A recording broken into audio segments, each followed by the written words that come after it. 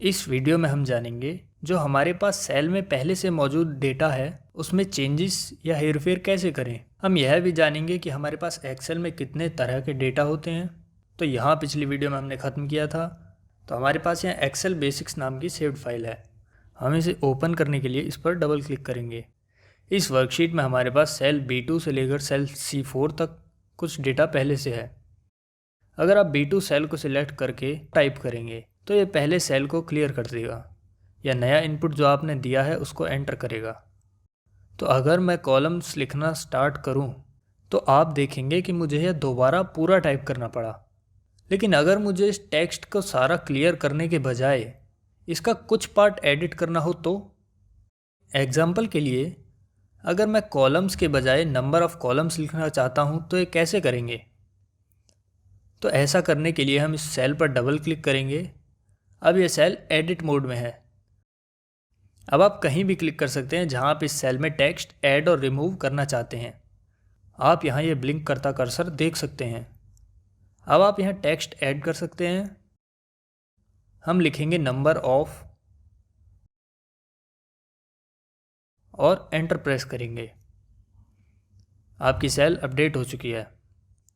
Cell को edit करने का दूसरा तरीका यह है कि उस सेल को सिलेक्ट करना है और फॉर्मूला बार में उसे एडिट करना है। तो अगर मुझे ये नंबर ऑफ वाला टेक्स्ट रिमूव करना है तो मैं उसको सिलेक्ट करूँगा और बैकस्पेस या डिलीट की प्रेस करूँगा।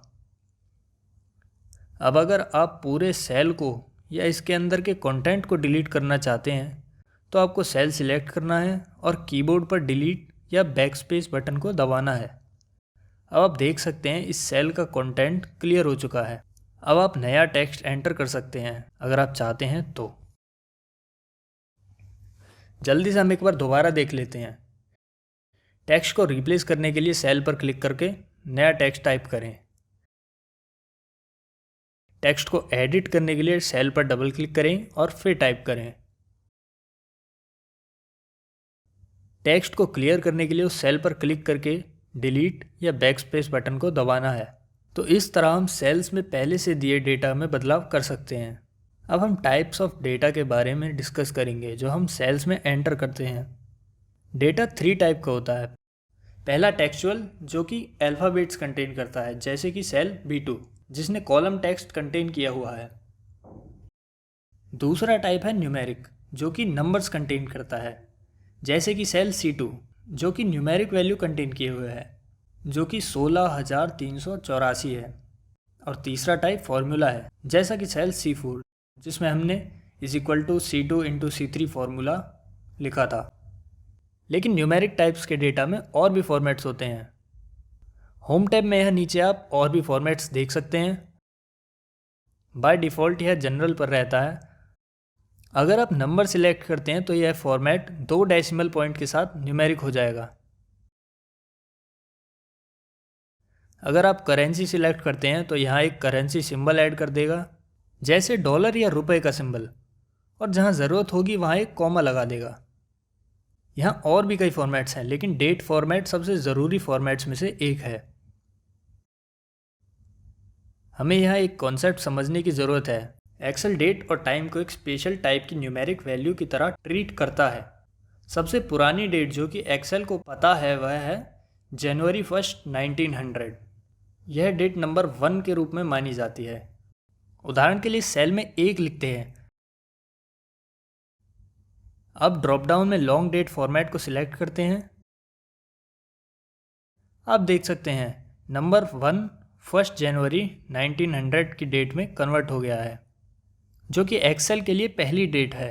अगर आप नंबर 2 एंटर करेंगे तो वह 2 जनवरी 1900 में कन्वर्ट हो जाएगा और यह सिलसिला इसी तरह चलता रहेगा। हालांकि हमें न्यूमेरिक डेट फॉर्मेट के साथ कोई चिंता करने की आवश्यकता नहीं है। अगर आप इस सेल में 2 जून टाइप करते हैं और एंटर प्रेस करते हैं तो एक्सेल समझ जाएगा कि यह डेट है और एक्सेल इसको उसी के अकॉर्डिंगली हैंडल करेगा। हम इस कॉन्सेप्ट को समझ गए हैं कि डेट्स न्यूमेरिक वैल्यू के रूप में हैंडल की जाती हैं, क्योंकि कई बार आप किसी दूसरे की एक्सेल फाइल को ओपन करते हैं तो आप देखेंगे कि वहाँ डेट कॉलम में नंबर्स हैं। अब आप समझ जाएंगे कि आपको बस नंबर्स को सिलेक्ट करके फॉर्मेट को डेट टाइप में चेंज करना है। इसी तरह टाइम फॉर्मेट के साथ है।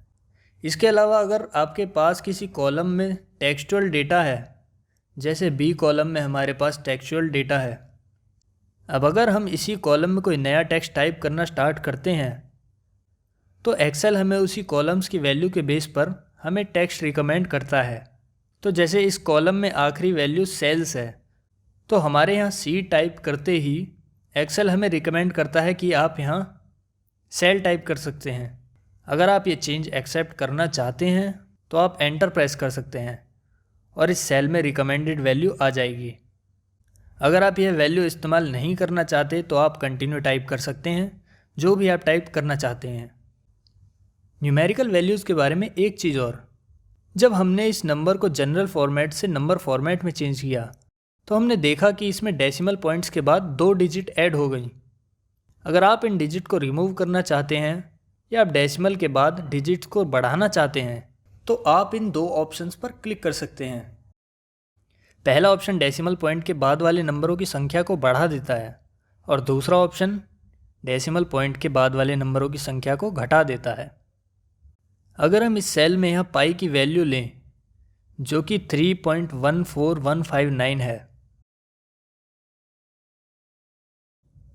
और आपको लगता है कि आपकी ज़्यादातर कैलकुलेशंस के लिए ये काफ़ी ज़्यादा डिजिट्स हैं और आपको डेसिमल के बाद सिर्फ 2 ही डिजिट्स चाहिए, तो आप इस ऑप्शन पर क्लिक करके डेसिमल के बाद की डिजिट्स को कम कर सकते हैं।